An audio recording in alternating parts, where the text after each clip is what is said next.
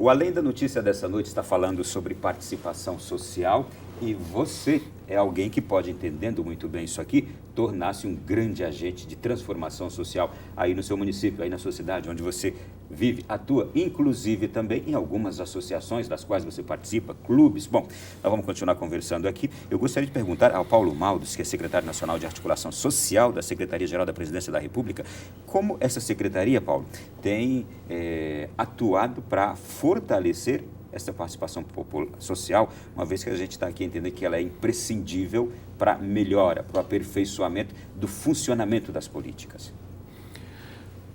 Na Secretaria-Geral da Presidência da República e nessa minha Secretaria de Articulação Social, nós temos 3 grandes áreas.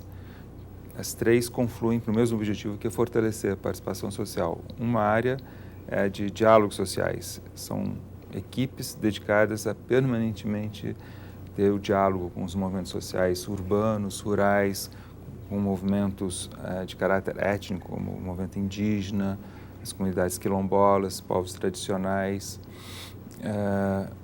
Então, é uma diretoria, digamos, da Secretaria-Geral, que é permanentemente voltada a receber pautas, agendas, demandas. Escuta as demandas de todas essas classes e leva a senhora presidente, é isso? A presidente e os ministérios, por exemplo, a CONTAG, que é o movimento sindical ligado ao campo. Normalmente, no mês de abril, muitos movimentos sociais do campo, como a CONTAG, Movimento Sem Terra, Movimento Atingidos por Barragens, Movimentos Pequenos Agricultores, Movimentos das Mulheres do Campo. O Brasil é riquíssimo em diversidade de movimentos. Eles, normalmente, no mês de abril, tem o famoso Abril Vermelho, né, já conhecido pela sociedade brasileira, trazem a Brasília suas pautas, né, de reivindicação e, muitas vezes, a porta de entrada é a nossa secretaria. E aí nós direcionamos essas agendas, essas pautas aos ministérios, que diz respeito à educação, à saúde, à previdência social, infinidade de outras demandas, a gente encaminha para esses diferentes ministérios. Tem outra, e procuramos organizar a resposta de governo para devolver para esses movimentos, né? Outra diretoria de participação social, em que a gente procura acompanhar os processos conferenciais, as conferências, os conselhos, as ouvidorias e também buscar novas formas de participação social, por exemplo, via internet, né? A fortalecer e estimular novas formas de participação social, de segmentos, por exemplo, da juventude e outros, né? E uma terceira área da nossa secretaria é de educação popular, em que a gente tem uma rede de educadores populares no país que procuram, em parceria com os movimentos sociais, debater o país que a gente quer, as políticas sociais que a gente quer, enfim, exercer a crítica e a proposição com respeito às políticas de governo e também pensar o futuro mais além, né? Então, toda a nossa Secretaria de Articulação, dentro da Secretaria-Geral, tem esse objetivo de escutar a sociedade, de estimular a participação, de fortalecer, de criar espaços de diálogo, inclusive, entre os Agora, movimentos. essa secretaria, ela precisa receber sempre grupos organizados, não é? Que chegam com demandas, mas de forma organizada, senão não tem como também acolher a demandas daqui e da acolá sem nenhuma organização, né? Imagino isso. Sim, no geral, de forma coletiva, né? Chegam as demandas, mas também, muitas vezes, chegam propostas, chegam críticas, chegam buscas de diálogo, às vezes, por pessoas que são indivíduos, que estão, às vezes, em lugares isolados do país, né? Distantes, né? E querem intervir num debate, né? Por exemplo, nós somos um pouco responsáveis por esse papel de organizar sessões em que, por exemplo, o programa Brasil Sem Miséria vai expor o seu andamento, fazer um balanço das suas atividades e tal. E a gente organiza sessões em que são convidados representantes de movimentos sociais, de conselhos, e também procuramos organizar sessões em que haja participação direta via internet, por exemplo, para essas sessões, né? Então, às vezes, são indivíduos que dialogam com a gente, dialogam com as políticas públicas, propõem, fazem críticas. Então, a gente procura também chegar ao cidadão que quer participar também de forma direta, né? Muito bem. Os senhores já me citaram aqui exemplos do Clube de Mães, da década de 70, em São Paulo. Já me citaram o exemplo do movimento contra a carestia, década de 70 também? E também luta pelas creches. Tudo isso em São Paulo. Foi em São Paulo, porque a gente citou esses exemplos no contexto que o Paulo estava colocando na questão do combate à ditadura militar, né? Que foram movimentos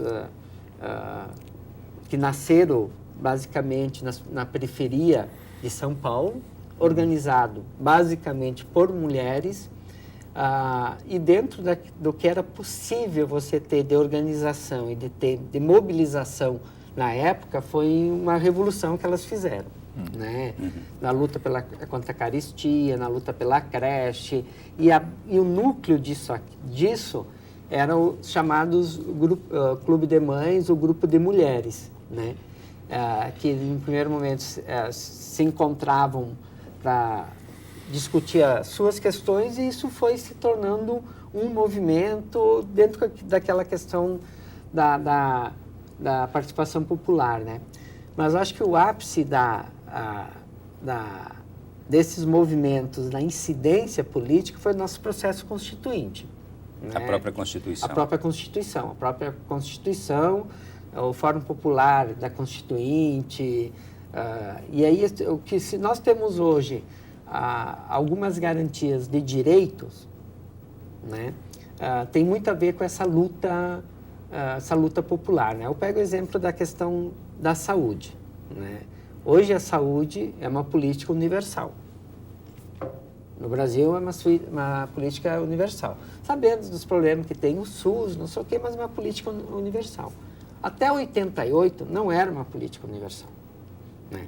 Para você ter acesso à saúde, você tinha que estar contribuindo. E a forma de você estar contribuindo era você ter carteira assinada.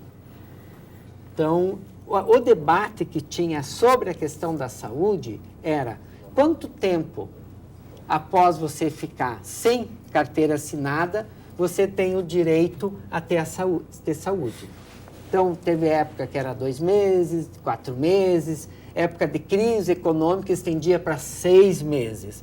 Então, 6 meses após você deixar de ter carteira assinada, não estou falando de trabalho, estou falando de carteira assinada, você tinha direito a entrar na fila, pegar uma fichinha para consultar. Quem não tinha carteira assinada não tinha o direito à saúde. Daí entrava no campo da caridade, dos hospitais que tinham um setor para atender quem não tinha o direito à saúde, né? Então, olha a mudança de patamar que nós tivemos. Isso foi luta social, foi luta política, foi luta popular que fez isso, né?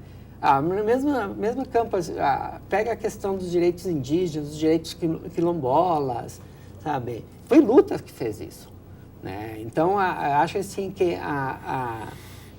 e essa estratégia que as organizações da sociedade têm de associar a luta institucional que a gente fala nesses espaços de conselho, ouvidoria, audiências públicas, conferências, não sei o quê, e a luta na sociedade de mobilização, de organização, de manifestação, essa coisa nossa, que nós temos muito no Brasil, que produziu esses nossos resultados. E é isso que vamos dizer assim, o Brasil é reconhecido mundialmente. Não é à toa que o Fórum Social Mundial nasce no Brasil. Entendeu? Porque essa é a movimentação da sociedade. Nós temos problemas, né? Vários que o Paulo estava colocando, né? Assim, a gente ainda não está funcionando tudo isso como um sistema, né? Um exemplo, na esfera federal a gente mapeou 74 conselhos nacionais com diferentes níveis de participação da sociedade, né? Mas são espaços que muitas vezes, na maioria das vezes, não dialogam entre si, né? A mesma coisa dos processos de conferência. Então, o risco de uma conferência decidir uma coisa e a outra decidir ao contrário é grande. Porque você não criou, ainda não tem não funciona conforme de sistema para poder, inclusive, resolver essas contradições desses espaços participativos. Esse é um grande desafio. Um outro desafio é como que você...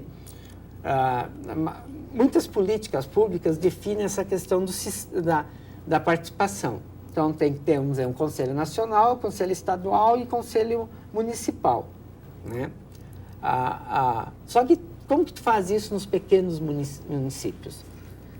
Na esfera federal tem 74. Pequeno município, tu tem condições de ter 74 conselhos que vão se reportar nesse sistema da hierarquia que tem a nossa organização federativa? Então, tem que ter uma margem mais Vocês percebem flexível. Essa dificuldade, Paulo, lá na Secretaria-Geral? Sim, sim. Não tem razão. A gente precisa ir constituindo uma coerência nesse sistema para que todo esforço, a energia popular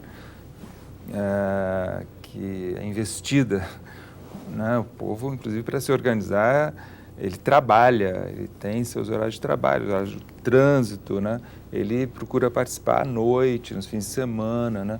Então, essa energia toda, a gente precisa respeitá-la, né? Valorizá-la e fazer com que esses espaços que existem hoje, eles possam ter uma coerência, uma interligação para que os direitos sejam conquistados, sejam efetivados e se construa uma coerência nesse processo. Bem recentemente, a gente ainda está celebrando os 25 anos da Constituição e por isso que ela foi tão reverenciada. Eu fiquei ouvindo aqui o Zé Antônio falar, falei, por isso que a nossa Constituição é tão reverenciada, por causa dessa grande mudança, desse trampolim que houve.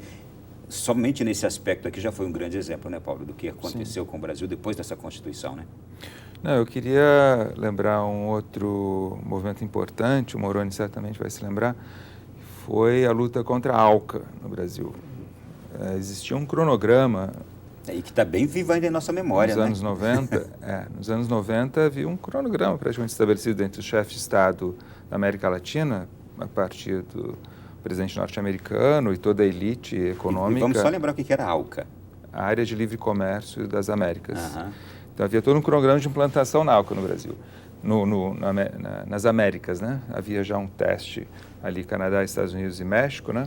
E se procurava expandir todas as Américas como um campo vasto, na verdade, de governança das grandes multinacionais. Os estados seriam apenas administradores das multinacionais, para as multinacionais. Então, tinham cronogramas, tinham acordos, havia os espaços de decisão, inclusive, estabelecidos, apenas para serem implementados. Surgiu no Brasil, em vários outros países da América Latina, uma reação a isso vindo dos setores populares, uma articulação forte, né? E o Brasil, como tem essa história que Moroni citou, dessa nosso acúmulo já naquele momento, nos anos 90, avançados dos 90, né? Já tinha uma história forte de participação, e aqui houve uma articulação grande de movimentos sociais para impedir a ALCA, não só impedir, mas a gente autoconvocou um plebiscito sobre a ALCA. No Brasil, a gente praticamente articulou na época 150 mil militantes dessa campanha, que debateu no país todo que era a ALCA, quais os riscos da ALCA, se a população queria a ALCA ou não. Então foi no 7 de setembro de 2002, na Semana da Pátria, os movimentos sociais autoconvocaram, né, esse plebiscito, e teve participação de 10 milhões de pessoas que deram não à ALCA. Não só não à ALCA, como também a entrega, naquela época, da base de Alcântara do Brasil ao governo norte-americano, que era um outro risco que já existia um decreto, o presidente, na época, do Brasil, entregando o território de Alcântara aos Estados Unidos. Então, houve um não nesses dois temas e também havia outra pergunta diz respeito à dívida externa, né? Também um não à continuidade do pagamento da dívida externa nos termos daquela época. Então, foi algo marcante historicamente em termos de participação popular no país, porque isso inviabilizou a implantação da ALCA no continente, não só no Brasil. E isso aí que vocês estão me contando são exemplos de articulação social, de manifestação da população quanto àquilo que entende ser melhor para a sociedade, não é? Sim. Bom, eu gostaria de saber o seguinte, a gente tem tido um tema nacional que parece que não muda, não anda, está parado. Só quero que vocês me digam se eu estou certo. A reforma política tão sonhada, a reforma agrária tão sonhada no Brasil, será que só com uma boa articulação social, manifestação social, participação social? Gostaria de ouvir o que vocês pensam sobre isso. Acho que o Moroni tem algo importante. Tem bastante experiência na área, né, Moroni? Não, esse tema, essa agenda da reforma política, acho que é uma das agendas mais travadas no Brasil, né? E se a gente for ver, assim, a gente avançou. Uma das questões que a gente avançou pouco no processo constituinte de 88 foi essa questão do sistema político, né? Se incorporou muita coisa que vinha da ditadura militar que permaneceu e não mudou. O nosso sistema de representação tem muito a ver com as regras e com a concepção montada durante a ditadura militar, porque não se conseguiu romper essa concepção no processo constituinte, né?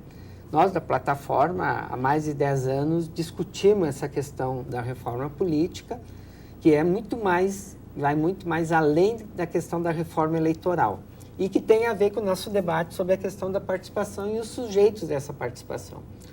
Hoje nós temos uma democracia no Brasil que é toda ela praticamente centrada o poder na representação. Portanto, no processo eleitoral, onde os sujeitos políticos reconhecidos para isso são os partidos políticos, né?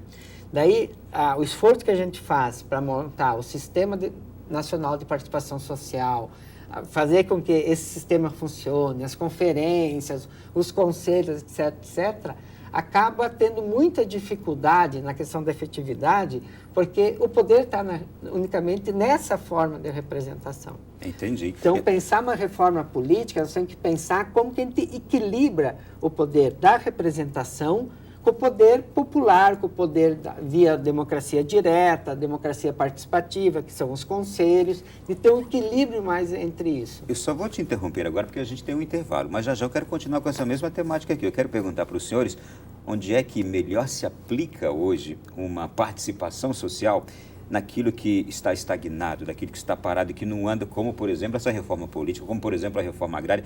E quero que vocês me deem mais exemplo de que forma esta articulação social pode ser aplicada nesses temas e nessas situações que não mudam. Já, no próximo bloco.